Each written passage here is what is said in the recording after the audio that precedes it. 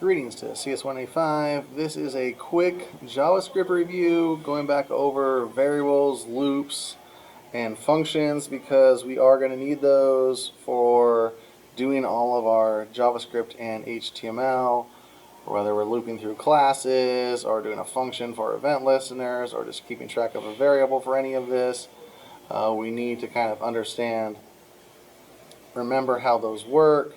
So with that, I'm going to create a new file called jsreview.html, and we are going to use console.log quite a bit in this to go ahead and before we get started, I will view this and inspect because we are going to use the console.log a lot for this. So go ahead and open this up, add your basic HTML tags real quick. I'm not really teaching you how to do HTML and JavaScript at the same time with this. I'm just kind of setting this page up. Because eventually you're going to do this, you're going to put it normally at the end of it, but you add a script tag. And then just like you have your style tag, once you build a script tag, you start the whole different language. So for those of you who hopefully remember the JavaScript we've done before, this is just going to be a quick review on how to do it, and then our next few weeks are how to take that and put it into managing the HTML, right? What is the DOM? How does this all work? But for now, and we'll explain why we put the script tag here in the first place. But for now, we're going to just kind of go over the different things, right? So if you remember how to create a variable, it's just var, give it appropriate name, mynum, and use the equal sign to set it to whatever you want to do. So we'll just say 5, and we just created a variable, right? That is a variable that we are going to use for this. And again, it can store stuff, input, outputs, whatever you're trying to do. But for now, we're just going to focus on how this works. So let's go ahead for now, just console.log, and then mynum. Again, we're going to use this a lot. Don't forget your semicolons. We'll save this. And all of this just executes, right? As we go through this, everything in the tag just executes unless we have our functions or event listeners and stuff that we're going to learn. We'll go recover functions, but event listeners later. So refresh the page, and we go over to console, and you can see it console logged 5, right? Console log mynum. You can see that there, again, this is just because we're using this site, but if you did it just on a regular text document or another browser or any other system you use, you wouldn't have these bottom two pieces. So there's var, console log, and then we go to console and we see that. So hopefully this is bringing stuff back. You can add them together. You can go new num equals mynum plus 5, and again we can console log that new num, save it, and then go console log 5 plus 5 is 10, or console log 10, refresh this, and there we go, it's console log this. And we can add strings in here too, right, test, save it, refresh it, and then we have test, and then it's a string, so it concatenates. Alright, it's a string, so it concatenates this plus that. That's a variable. Now we can store all kinds of different things, list, whatever we're trying to go for. But for now, the big piece is that, right? That's a variable. That's the big piece is remember how to do a variable. So hopefully you already know how to program before you come into this, and we're just kind of teaching you a little bit for the JavaScript, what you'll need to use for this. Let's go over looping, and I'll change this back to 5. So just a basic loop is for var I equals 0, right? So that makes it start at 0. I is less than 5. And then semicolon I plus plus, it makes it go up by 1, squiggly bracket. So this is your standard for loop in JavaScript. This is when you start at 0, which will be important when we're going through list, and as we're going to do list-like objects, as we do class and tags for HTML. You go up to 5, and I'll show you more items with that in a second. but it goes up by 1. So if we console log I, it will be 0, 1, 2, 3, 4, but 5 is not less than 5, so it stops there, right? So we save this, and it's still console logging those other two, so we'll still see those, but there we go. 5, 10, 0 through 4. It executes that many times. I could do whatever I need to do there. I could console log other things. Or in our case, if we loop through a bunch of elements in HTML, we can then access each of the elements to change them, update them, delete them, whatever we're trying to do. But that's your for loop, right? For var I. Now, a lot of times, though, this 5 is not 5. So if I type in my num, now that's still 5, so let's go ahead and make this 6. We can do that as well. So we'll save it. We'll refresh it, and it starts at 6, and now it's 0 to 5. Because you can stick a variable here as well, which, as we're moving through this, like if we had a list, or again the list type object of elements, you'll loop through the length of that list, and then that way, I will be the item, right? So if you remember how arrays work, array I, that was a 1, I will give you the item of that array. So whatever name it is. So we can show that to you real quick. Might as well. So var list equals. Let's just do item 1, 2, and 3. Item 1, comma. Copy that real quick. And 2, and 3. Delete the comma. And then let's go ahead and console log list I, and then this will be list dot length. So 3 items, 0 to 2. First item 0, 1, 2. Let's save that and refresh it. And there we go. Item 1, 2, and 3. We loop through this list in that for function.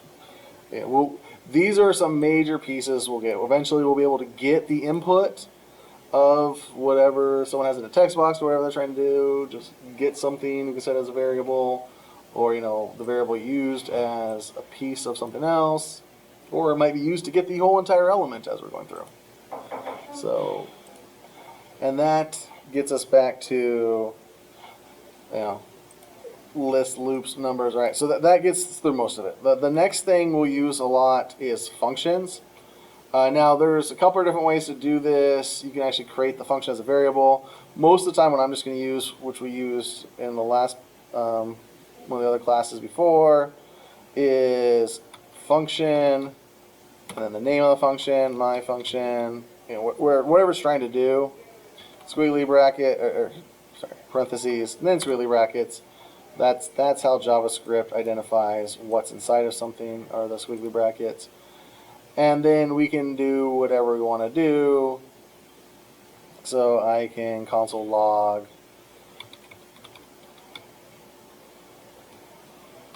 test. Forgot my parentheses. And then over here, semicolon. So we can console log test. Now, remember, this doesn't actually do anything, right? The whole point of functions is to store that code. So we save this, we run this, right? It didn't console log test. We need to call the function. And we need parentheses to do that. So now this will be called with this. So I save it, I refresh it one more time, and now it console logs that test because we ran it. And if I ran this again and again and again, right, we just keep getting the answer to that. Now let's do a little bit more because not always do we need to do that. So I'm going to create another function, function 2, parentheses, enter. So the first thing we're going to do is send a number to this. So we're going to send a num to this, and let's pick my num, right? So we're going to send that variable, num, right? So we're going to send num to it, and then we are going to make a variable inside. So this is a local variable, variable var sum num, why not, equals num plus 1. Now, I'm not going to console log here, right? I'm going to return the answer, so return. Now you don't always need to return, we could just console log it and be done, but I want to get this answer, so basically this function just adds 1 to whatever number you send to it. So return some num. So now when we call my function, just by itself it won't do anything, right? There's no console log, whatever. So if I want to actually get this to work, I can do console log,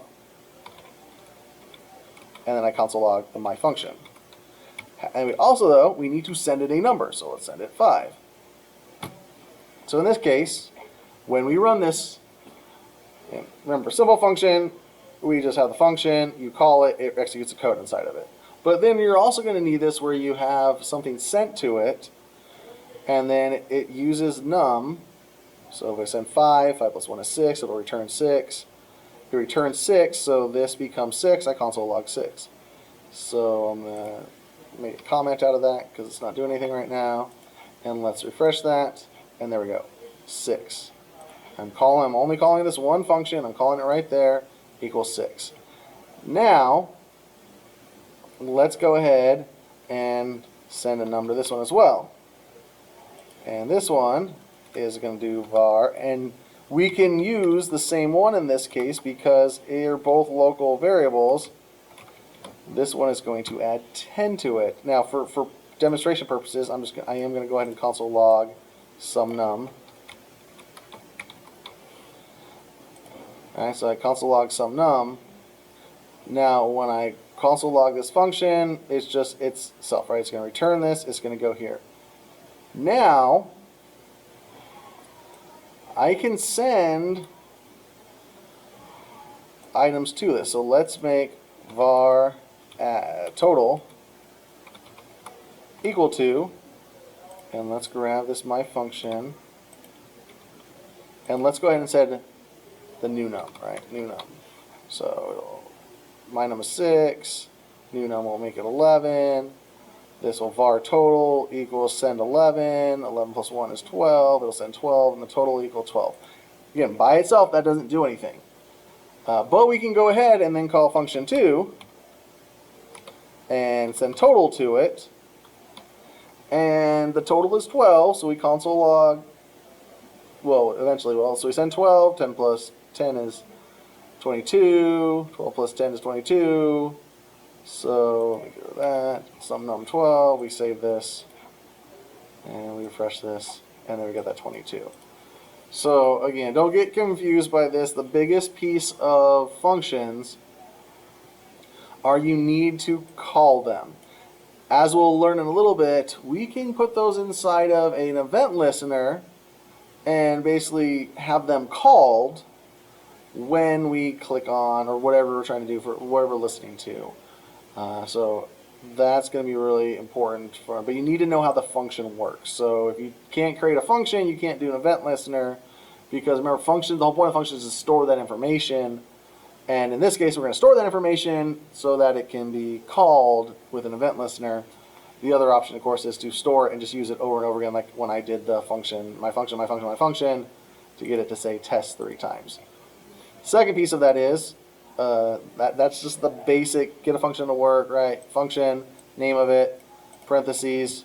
You don't have to send anything to it, but you can send something to it, and you can send more than one thing to it. Just if you send more than one, then you just have to make sure that you send all of those into it as well and use them all. So I'm now sending my function, boom. So this one would also need another number in as well, because whenever you send, my function has 2, so I call my function, I send 2, call my function, send 2.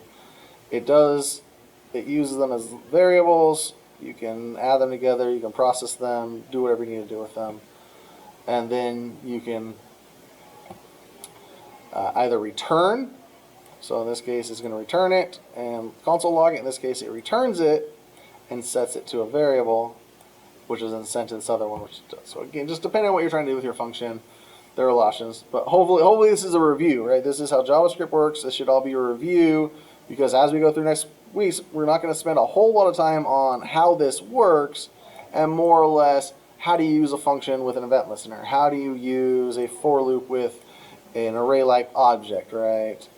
How do you get the input and set it to a variable? Those are things. How are you going to get an element and set it as a variable? We'll learn stuff like that. So it's important that you remember how to do all of this as we move forward into actually interacting with the document, the DOM. So with that, that's all I had. I just wanted to kind of go over this as a quick reminder of what we are going to do. Thank you. Have a good week.